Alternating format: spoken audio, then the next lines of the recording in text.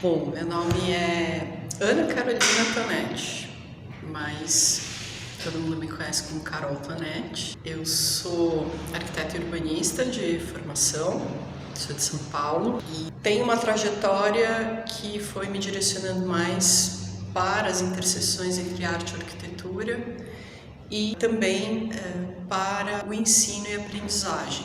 Então eu entendo que a minha prática hoje como pesquisadora, mas também a minha atuação, ela acaba ficando muito entre estes campos e tentando de alguma maneira articular esses campos. Eu me formei em arquitetura no final dos anos 90, no Mackenzie, que é uma faculdade que sempre ocupou um lugar, uma tradição muito mesmo da produção projetual. E acho que inicialmente eu me direcionei muito para isso. Mas já naquele momento, o meu interesse pelo campo das artes foi me direcionando um pouco para ampliar os meus interesses do ponto de vista do que eu estava pesquisando e estudando. E eu acabei acompanhando também a formação da escola da cidade. Ainda muito jovem, a escola estava se formando e eu e minha geração, a gente acabou participando bastante desse momento. Então, ver e entender a construção de uma escola da cidade que é uma associação de professores, ela embora ela seja uma escola privada, ela é uma associação de interesse social, sem fins lucrativos, foi uma possibilidade também de aproximação e entendimento do potencial que poderia ter no ensino. E com isso eu fui me direcionando para mestrado, inicialmente, aí na FAUSP, na área de concentração, Projeto Espaço e Cultura, que é uma área com a qual eu me identifico, porque justamente dentro ali também do programa de pós-graduação, ela é uma área mais interdisciplinar ou com proposições mais abertas. E muito também a partir de diálogos aí com o professor Aguinaldo Farias. Então, inicialmente, no meu mestrado, eu tratei de um entendimento do que seria o campo ampliado da arquitetura, olhando para pavilhões, que na época a gente tinha muitos programas de pavilhão, no Brasil, dentro de instituições culturais, de museus, e fora do Brasil, vários programas que estavam produzindo pavilhões. E para mim isso era uma maneira de olhar também para a história da arquitetura, como a arquitetura se pensa, como a arquitetura se coloca no mundo, porque o pavilhão tem uma característica que é ter um programa muito aberto. Então ele acaba sendo um campo também experimental para a própria arquitetura e, mais recentemente, para um trânsito entre artistas e arquitetos, muitas vezes produzindo juntos, isso quando não são artistas também, produzindo uma obra que, a partir desse entendimento do campo ampliado, uma produção tridimensional, essa produção se expande a ponto de virar a própria construção, o próprio ambiente, o próprio espaço. Então, eu estava olhando muito por esse viés. E daí, no doutorado, eu continuei investigando esses trânsitos, mas aí partindo de um pensamento, do que a gente chama da virada espacial na arquitetura e urbanismo, mas olhando o que seria essa produção do espaço de uma maneira também nos trânsitos entre arte e arquitetura. E aí eu fui olhar para um termo cuja origem está no pensamento do Henri Lefebvre, que são práticas espaciais. Aí eu já estava mais interessada em entender outros fenômenos da arte também, que não são necessariamente da produção de obras no sentido de uma produção que se formaliza tradicionalmente como matéria ou como um trabalho de arte. São outros trânsitos do trabalho de arte, do que a gente vai chamar principalmente a partir dos anos 60, a partir da arte conceitual, da desmaterialização do objeto. Então, imagina, pensar a desmaterialização da arquitetura é algo bastante complexo de se pensar no campo, é um campo que propõe, sim, intervenções muito concretas no mundo. Então, eu fui principalmente tentando encontrar momentos em que esse diálogo era possível entre arte e arquitetura. Então, acho que vai bastante por aí. E aí, acho que tem um outro aspecto que é interessante de cruzar com a minha história como professora e como que isso acaba também cruzando aqui. Inicialmente o NEC, o de Estudos da Contemporaneidade, e o Instituto de Arquitetura e Urbanismo. Porque nem todas as escolas, faculdades de arquitetura possuem na sua matriz curricular claramente demarcado um campo de pensamento sobre linguagens. E isso sempre houve na escola. Dentre o que a gente chama lá de sequências de disciplinas, a gente tem uma sequência de disciplinas que é voltada às linguagens, assim como o Instituto de Arquitetura e Urbanismo tem também. Então, acho que foi aí que esse diálogo começou a acontecer de maneira mais intensa, e acho que principalmente a partir de um projeto, que é um projeto que eu desenvolvo junto com a Lígia Nobre, o Gilberto Mariotti e a Juna Barossi, dentro da escola, que é um projeto chamado Contracondutas.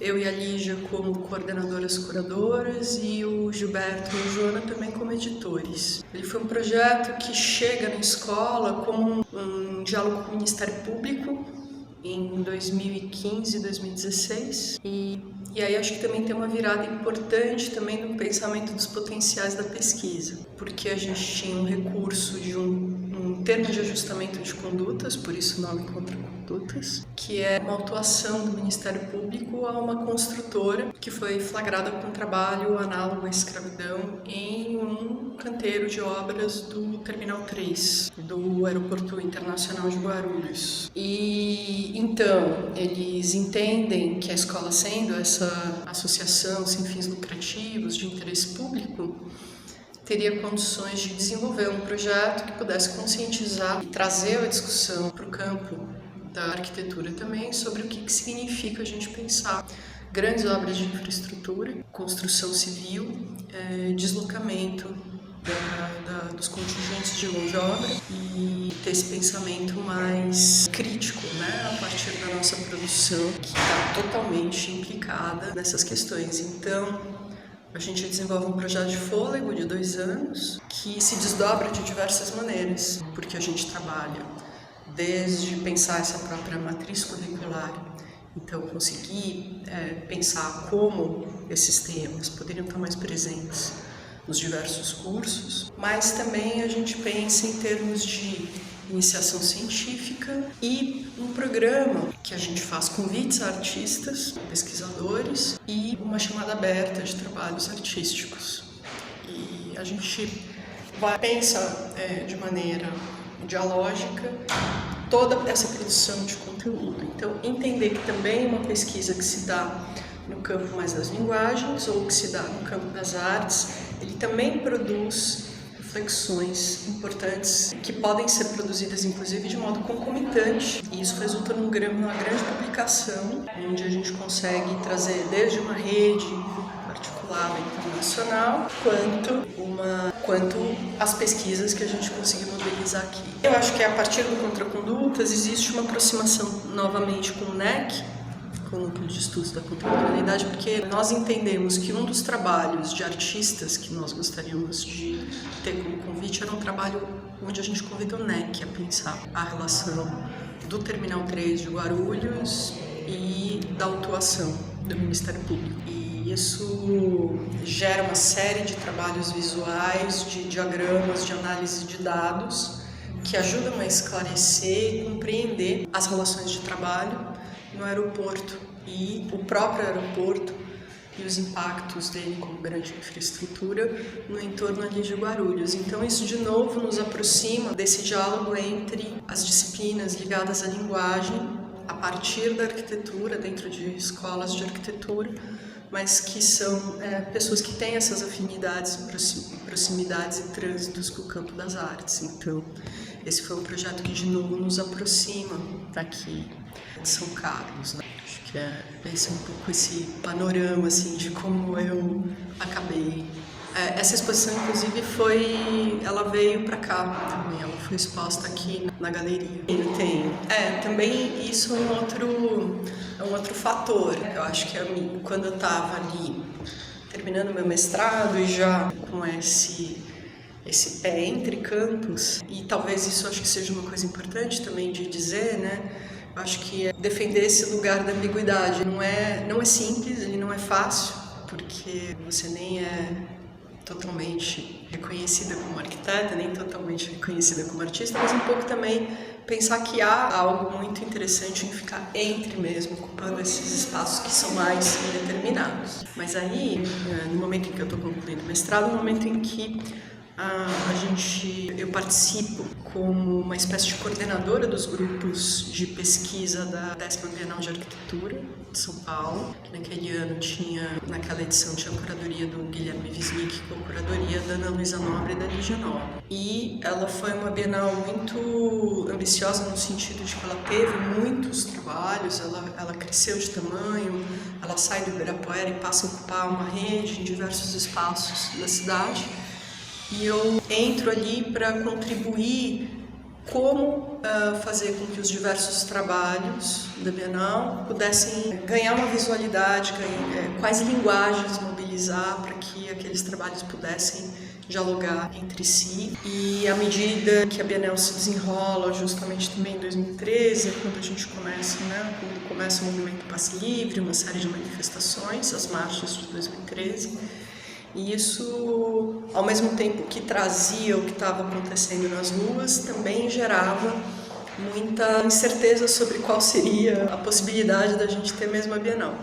Mas a Bienal acontece e nesse meio de caminho acaba assumindo, junto com o Luiz Felipe Abude, que era outro arquiteto que estava ali trabalhando junto com a gente, eu assumo também uma coordenação dos projetos expográficos. Então, foi um momento assim bem intenso de trabalho e também foi um momento em que eu começo a me aproximar do que seria a formação do grupo inteiro no ano seguinte, que é um grupo de trabalho, um grupo de artistas, arquitetos, designers, curadores. A gente também vai trabalhando e se articulando muito também nessas multiplicidades de modos de fazer e modos de atuar. E durante 10 anos o grupo tem uma produção bem intensa.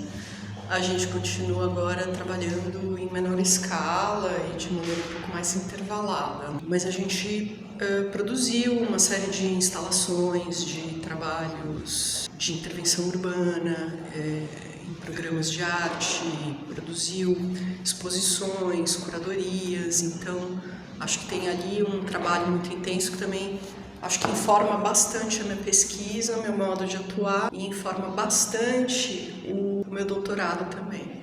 Então acho que tem ali inclusive um dos capítulos em que eu acabo tentando também trazer as experiências do que foram esses trabalhos em instituições culturais como o MASP, e de que maneira eles ajudam a elaborar outras maneiras de se pensar uma produção espacial, uma prática espacial entre esses campos. Eu faço parte do grupo, Arte, Ciência e Tecnologia desde o princípio, um pouco antes da pandemia. Acho que foi antes, não, foi depois já. A gente, primeiramente, começou a pensar o que seria a possibilidade de um projeto temático, pensando sempre, aí já começa a ter um pensamento muito a partir aqui de São Carlos e um envolvimento muito maior meu com o campus aqui e compreendendo melhor o que é o campus da USP São Carlos e também uma compreensão dos potenciais do Instituto de Estudos Avançados, que no fundo eu me identifico muito com essa possibilidade de pensar campos multidisciplinares e de campos onde a gente possa experimentar também metodologias. Então, quando o grupo se forma, eu já, desde o princípio, eu participo dele e inicialmente, a gente já está com 2 anos, de trabalho. Nós começamos em 2023, antes a gente tinha tentado imaginar o que seria essa proposta de projeto temático, mas isso acabou se desdobrando por outros caminhos. Então, inicialmente a gente tem conseguido manter os nossos ciclos, onde a gente tem uma série de convidados. A gente teve o ciclo do ano passado, que é o ciclo ACT, que está disponível no YouTube. Então, eu entendo que o ano passado, eu, Davi e Rui, a gente, num primeiro momento, abre um pouco mais todas essas possibilidades de trânsito arte, ciência e tecnologia, tentando dialogar com grupos que a gente já conhecia e sabia da existência, do trabalho, da pesquisa, e a gente tenta buscar também trazer pessoas que tenham essa atuação também, não só dentro da universidade, não só dentro do campo cultural, mas também os artistas, para que a gente possa ter uma multiplicidade de pontos de vista. Então, eu entendo que o ano passado a gente abriu mais. E aí, pensando que é isso, a intenção do grupo é justamente pensar essa aproximação das artes com ciência e tecnologia. E aí, no caso específico aqui do campus de São Carlos, isso para nós é particularmente interessante, porque a gente sabe que a gente está num campo muito voltado para a produção das ciências, como a gente chama, das ciências duras, né? Da matemática, da física, da química, das engenharias, e a gente sabe que existe uma produção muito grande de pesquisas aqui, no sentido inclusive dos laboratórios todos que estão aqui produzindo. E aí, como todos nós temos esse histórico de pesquisa no campo das artes, da estética, das linguagens, o nosso interesse foi pensar como que a gente consegue criar essas possibilidades de trânsitos, de diálogos entre esses campos. Então, acho que isso também tem uma questão que é essa compreensão que isso pode fazer muito sentido a partir do Instituto de Estudos Avançados aqui em São Carlos. E então, assim, a gente faz esse primeiro ciclo para abrir bastante essas questões, e nesse ano a gente já está com um recorte um pouco mais específico. Então, a gente está olhando principalmente como gerar, processar, analisar, interpretar dados. Então, a gente já teve também artistas, pesquisadores aqui da área das ciências da computação. Tivemos o Rodrigo Firmino, convidado de fora, que também veio falar muito do que é essa produção coletiva de dados. Então, esse ano a gente está já com esse recorte mais determinado, né? E a gente continua com o ciclo agora no segundo semestre também. Eu acho que tem um entendimento quando a gente também, acho que tem diversos cruzamentos aí que vão se dando. Acho que primeiro, a urgência do tema, né? E dois, acho que, bom, antes de mais nada, pensar que foram as ciências que primeiro nos alertaram sobre o que a urgência climática e ambiental que nós teríamos que enfrentar. Acho que muitos dos campos, a arquitetura dentre eles, demorou muito a realmente começar a enfrentar o que pode ser, inclusive, a mudança climática e o impacto que a gente gera, né? Então, um entendimento de que também esse enfrentamento ele é necessariamente um enfrentamento multidisciplinar. Então, daí, mais uma vez, pensar a partir do IEA é algo muito importante. E acho que agora, talvez o projeto onde isso esteja mais claro, mais evidente, foi um projeto que eu e Davi começamos o ano passado junto com duas professoras da Escola Estadual Elidia Benetti aqui em São Carlos. Heloísa e a Ivete são duas professoras dessa escola. A Heloísa é a coordenadora e a Ivete ela é responsável pelo Clube de Ciências. Então foi uma dessas coincidências no sentido de que a gente já estava pensando numa série de trabalhos e elas procuram a USP num primeiro momento, para pensar alguns espaços da escola, e a partir desse diálogo a gente compreende que existe um grupo de ciências dentro da escola, que a Ivete coordena junto com os estudantes, e esse grupo de ciências tinha desejo de ocupar uma área da escola que fica sob uma paineira, uma belíssima paineira, num jardim que é pouco utilizado pelos estudantes. E diante desses diálogos a gente faz essa primeira proposta, cria uma EX, que é uma disciplina de extensão. Então começa a trabalhar e pensar como que a gente poderia trabalhar com a escola e a partir das questões que a escola tinha trazido para a gente e com os estudantes, alunos aqui do IAL, de mestrado, mas também os alunos de graduação matriculados nessa disciplina. E aí a gente chega também numa questão que é a proximidade dessa escola com o Parque do Bicão. E acho que essa relação com o Bicão é muito significativa também, né? Tanto de um ponto de vista da gente pensar que as escolas são potencialmente grandes articuladoras dos territórios, né? Inclusive se a gente for aproximar do conceito de território educativo, que é algo que para a educação é cada vez mais falado e pensado, quanto também da formação, que a gente chama de formação integral dos estudantes, que não é só essa formação do conteúdo, mas que é pensar aspectos culturais, sensíveis, físicos. Então a gente começa a trazer todas essas questões e elabora a primeira edição do projeto que a gente chamou Escola Bica Aquífero Mundo, que já traz aí no próprio nome essa relação multiescalar que o projeto aborda. E novamente pensando muito a partir de São Carlos, mas articulando outros grupos também, o Grupo Saúde Planetária, a Cátedra Martes e o próprio NEC também, aqui o IAL, e a gente começa a pensar que São Carlos é um território que está aí no centro do estado de São Paulo, sobre uma área de afloramento do aquífero Guarani,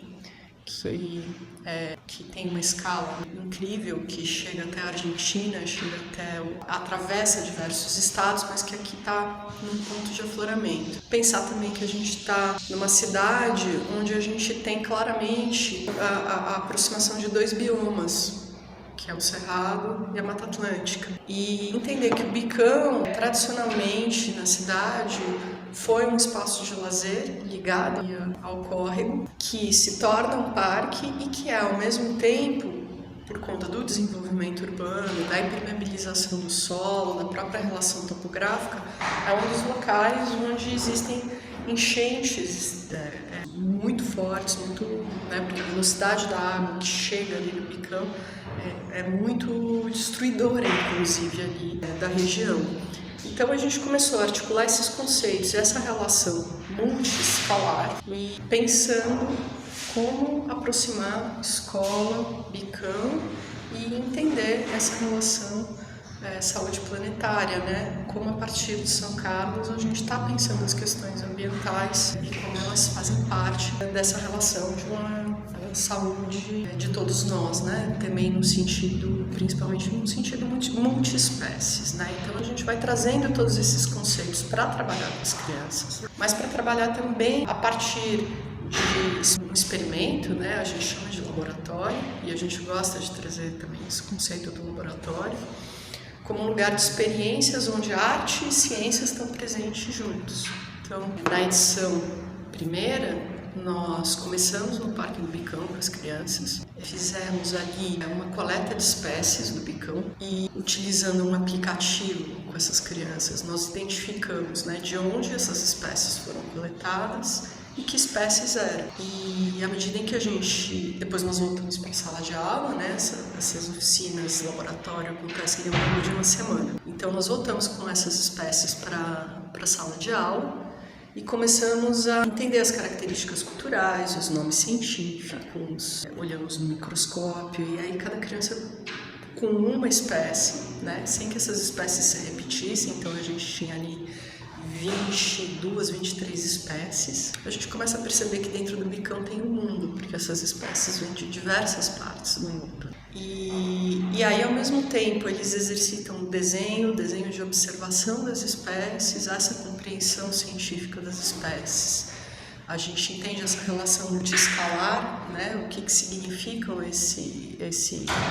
essa distribuição dos biomas pelo planeta, e também coloca uma outra camada que é uma camada fabular, que é da imaginação, e propõe para que cada um deles escreva um pequeno conto imaginando como que aquela espécie chegou até o Bicão. E com isso a gente foi construindo um conjunto de informações que a gente chama de fichas cartográficas, né? Porque ao mesmo tempo a gente está sempre estabelecendo essas relações e entendendo, né, que essas espécies vieram de um lugar, encontramos elas em outro lugar, esses lugares estão relacionados, né? E ao final a gente espacializa, cria uma espécie de grande diagrama em torno da paineira, que era o desejo inicial do Clube de Ciências, ocupar esse espaço, e produz uma instalação onde a gente imagina que ali também a paineira, né, é essa grande conexão, né, no chão, com esse mesmo chão do Bicão, com esse mesmo chão planetário, e cada estudante, cada aluno tem uma estaca que a gente fincou no solo a partir de um diagrama onde a gente elaborou. Cada quadrante representava um continente. E aí a gente olhou, voltados pela orientação solar, a gente sabia, para lá a gente cria uma rosa dos ventos, então aqui na região do leste é a Ásia, noroeste é a Europa e Eurásia, nordeste é a América do Norte.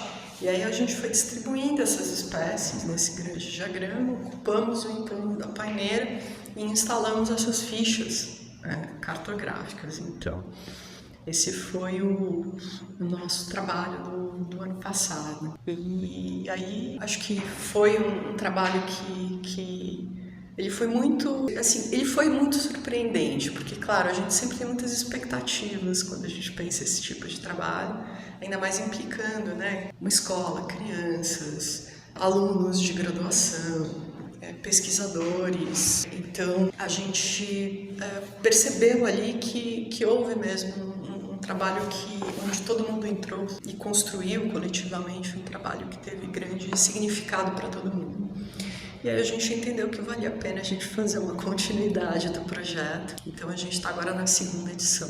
Eu acho que tem um aspecto que é bonito também de pensar, que a gente vem falando. É interessante que agora a gente está na segunda edição, as duas edições dialogam. Tem uma continuidade, tem o Bicão, tem a questão do escalar, tem o aquífero Guarani, tem a saúde planetária, com esses conceitos estruturantes do projeto. Mas a gente começa a perceber que existe ali uma relação onde diversos conceitos são trabalhados e elaborados. Ao mesmo tempo, a gente está o tempo inteiro pensando essas metodologias dentro de sala de aula, com crianças, em diálogo com as professoras, construindo junto com elas e a partir da escola. E a gente também está, ao mesmo tempo, articulando camadas conceituais e de formalização do trabalho num sentido sempre muito instalativo, poético, sensível. Então, essa convergência dessas diversas camadas, para nós, é algo que é muito importante para o trabalho. E aí, esse ano que a gente está fazendo é quase que um caminho inverso. Nós estamos saindo da escola e indo para o Bicão. Se o ano passado a gente começou no Bicão e foi para a escola, a gente desenvolveu um trabalho a partir das casas dos alunos. A gente solicitou que a professora Ivete trabalhasse com os alunos e preparassem essa atividade para que cada aluno pudesse escolher uma planta que tivesse dentro de casa, uma planta que fosse importante para a família, que tivesse um valor afetivo. Então, cada aluno já chegou com uma espécie em sala de aula. E aí a gente começou a dialogar e entender qual que era a relação da família com essa planta, que relações multiespécies existem, que outros animais, né, que outras...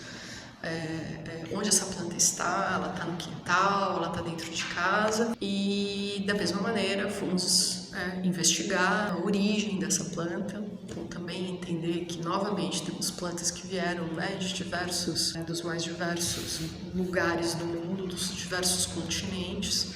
Entendemos essas características culturais das plantas, também o que elas necessitam, né, quais são as características também ecológicas, ambientais, o que elas necessitam para viver. Elas precisam de sol, de sombra, de água. E a partir daí, do entendimento dessa relação das famílias com as plantas, a gente também volta a olhar e entender a relação da cidade com o Bicão. E pede daí, novamente com o recurso da fábula, né, que eles imaginem o que significa essa aliança ou essa coletividade por uma saúde planetária, como isso envolve alianças multiespécie. E então essa fábula envolvia eles pensarem a relação da planta, deles e de outras espécies, imaginando um futuro possível para o Bicão e para a cidade. E aí, novamente, as fábulas são incríveis e aí nós passamos a trabalhar com excertos dessas fábulas. Então a gente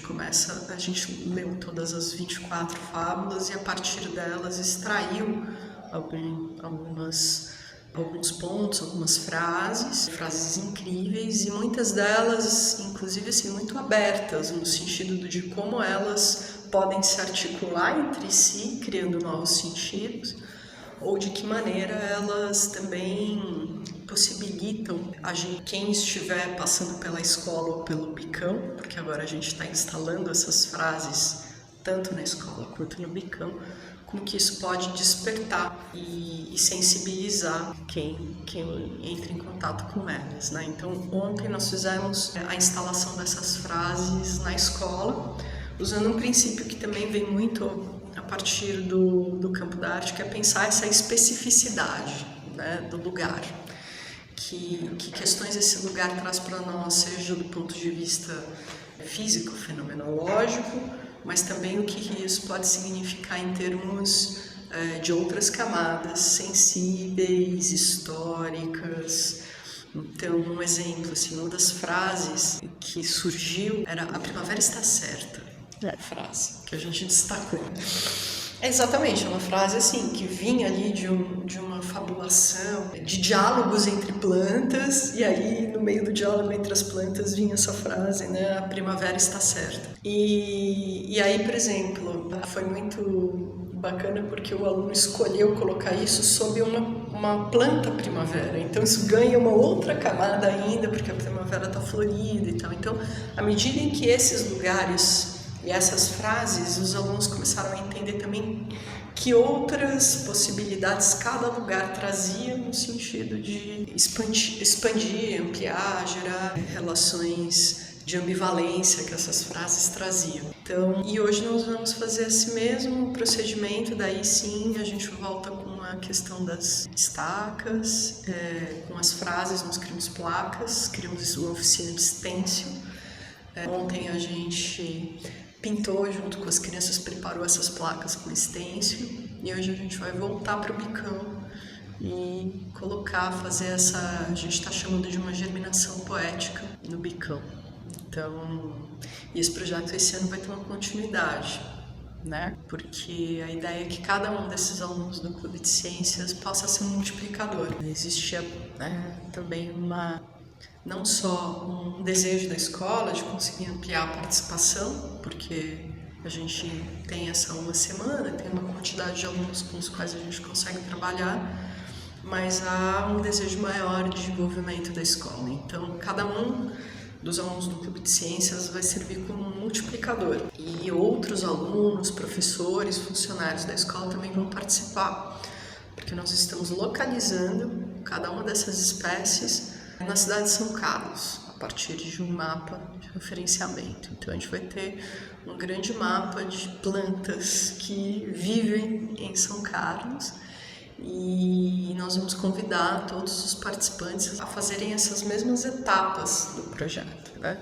Ou seja, identificar uma espécie, localizar essa espécie em São Carlos e no mundo, entender essas camadas de relação, imaginar esses futuros possíveis e com isso criar uma grande cartografia coletiva feita a partir dessas espécies aqui em São Carlos. Como a gente partiu do parque passado, as espécies eram árvores, eram arbustos maiores, né? Agora a gente está trabalhando muito com essas plantas mais domésticas, então essa relação também são outras as espécies que têm aparecido principalmente, mas também essa relação entre as famílias, a condição que eles têm para poderem cuidar de plantas, terem quintal ou não terem, morarem em apartamento ou casa, ou sítios, então tudo isso vai trazendo também um universo assim grande de diversidade de espécies.